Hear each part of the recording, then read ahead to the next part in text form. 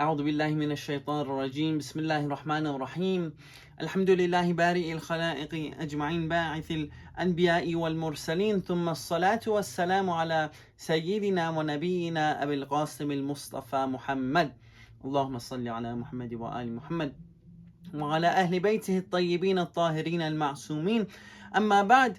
It has been narrated from our third Imam, Abu Abdullah al-Hussein alayhi salam, that he has said, ألا وإن الدعي يا ابن الدعي قد ركز بين اثنتين بين السلة والذلة وهيهات من الذلة.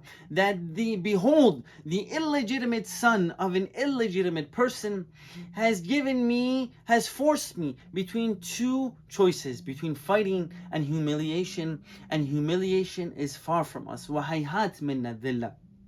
My dear brothers and sisters, we've gathered here today and tonight under the banner of hayhat minna dhillah, that far from us is humiliation. Now this expression, this thought, this belief of hayhat minna dhillah is a critical aspect of our Islamic teachings, our Islamic beliefs, that no matter what the circumstances, no matter how much pressure there is, we shall never yield to oppression. And today I want to explore this banner of hayhat minna dhillah through the teachings of and through the life of Sayyidah Fatimah az-Zahra alayhi salam, one of the greatest figures in Islam, and reflect on its relevance to us in today's world. Sallu ala Muhammad wa ali Muhammad. Allahumma salli ala Muhammad wa ali Muhammad. Hayhat minna dhillah is not simply just a phrase or an expression that we use when it comes to the month of Muharram or protests around the world. Rather, it is a declaration of integrity. It is to say to the oppressors of the world that us as Shia, hayhat minna dhillah, we shall never bow down to your oppressiveness. We shall never bow down in submission to your injustice. And we see this principle in the lives of every single member of the Ahlul Bayt salamullahi alayhim. Sayyidah Fatimah alayhi salam lived her life in defense of justice. And we see that after the passing of her father, Rasulullah sallallahu alayhi wa alihi wasallam, she faced one of the greatest acts of oppression in the history of Islam.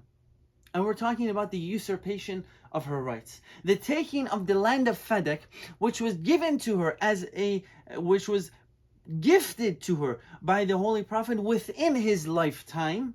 We see that this land is taken under the false pretext that this is actually the land of the Muslims and that the prophets don't leave any inheritance. So Sayyidah Fatima, at this time, she stood in defense of her inheritance in a fiery speech known as the Sermon of Fadak, or the Fadakiyah sermon, where she stands up in her own defense and the defense of others whose rights depend on her voice. Now, why is this so bizarre? We're talking about 1,400 years ago for a woman to stand up to the leader of the Muslims and to get her rights. If you look back 10 years ago, 20 years ago, a couple years ago, you had this Me Too movement where women across the world said, you know what, we're fed up with the injustices that our employers are causing upon us. And we're done. Khalas, we're done. We don't want it anymore. Me too. I've been abused by my employer. And they stood up to this. This is 20 years ago. This was something that was such a big movement that was created. All of these women gathered around the world saying, you know what, hayhat minna dhillah, we will no longer be humiliated. So when Sayyidah Fatima 1,400 years ago, she's living in the same time span of people who used to bury their daughters alive, and for now a woman to come and stand up for her rights, this is obviously something very bizarre. She says in this Fadakiyah sermon, so when Allah chose to take his prophet to the abode of his prophets and the dwelling of his sincere servants, the thorny tree of hypocrisy appeared amongst you, and the robe of religion became ragged. She continues, she says, Ayyuhal Muslimun, a'aghlibu ala irthi? O Muslims, will I be denied my inheritance? She continues bringing proofs from the Holy Quran, talking about Nabi Sulaiman, Nabi Zakaria, Nabi Yaqub, dalil after dalil, proof after proof, saying that no, the Prophet has inheritance, and this land of Fadak is my land. It is inherited to me. It was gifted to me by the Holy Prophet. And we see in another circumstance a hadith that says where those two individuals, they came to the house of Sayyidah Fatimah to save face, to say condolences or to, apologize. And in that conversation, Sayyidah Fatimah says that by Allah, I will never speak to you. That no, just because you're the leader, you think you're the boss now, that I'm going to condone your actions. It's all good, khalas. There's no more issues. No, I'm not going to stay silent in the face of oppression. And this shows us that when there is oppression around the world, we don't just stand back willy-nilly in silence. Let us take this understanding and this story from the life of Sayyidah Fatimah and apply it in the world that we live in today. Look at us. Look at the world around us today. All around we see oppression globally, in our countries, in our communities, sometimes even in our own families.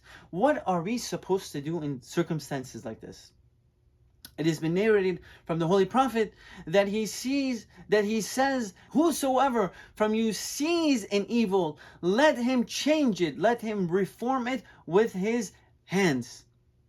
If he's unable to do so, let him reform it with his tongue. If he's unable to do so, let him reform it in his heart. Meaning what? That like you see oppression, you see injustice around you, you either fix it with your hands, you do something about it, you do something physical with it. Number two is you create activism, you talk about it, you try to do amr bima'ruf nahi anil munkar. You're not able to do that, you can't do number one. Number two, you go to number three, in your heart you do dua, and you know that this is evil, this is injustice, and that this is oppression. Our lesson from Sayyidah Fatimah alayhi salam is clear, that true dignity requires courage. And she teaches us to stand up against injustices around us, in our community, in our families, in the world, and on a global scale. Her words, her actions, and her legacy challenge us to do the same within our own communities, to uphold our own dignities and the dignity of others, and to defend those who have no voice, to defend those who are incapable of defending themselves. And I would like to close with the verse from the Holy Quran, Surah Hud, ayah number 113, that not only serves as a reminder, but a warning as well. Allah says, Bismillahir Rahmanir Rahim, وَلَا تَرْكَنُوا إِلَى الَّذِينَ ظَلَمُوا فَتَمَسَّكُمُ النَّارِ. And do not incline to those who do wrong, lest the fire should touch you.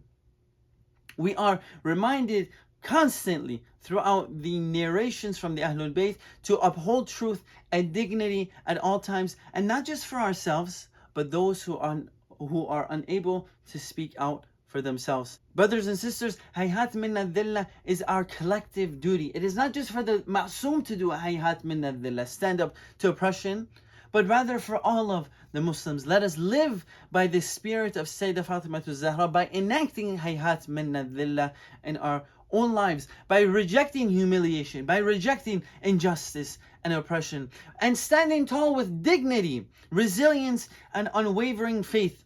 May we be inspired by the example of Sayyidah Fatimah alayhi salam to carry this banner of hayhat minna dhillah. Oh Allah, we ask you to give us the strength to follow the path of Muhammad and Ali Muhammad in truth, justice, and righteousness. Oh Allah, we ask you to let us embody the teachings of Muhammad and Ali Muhammad, who taught us compassion, resilience, and devotion to you.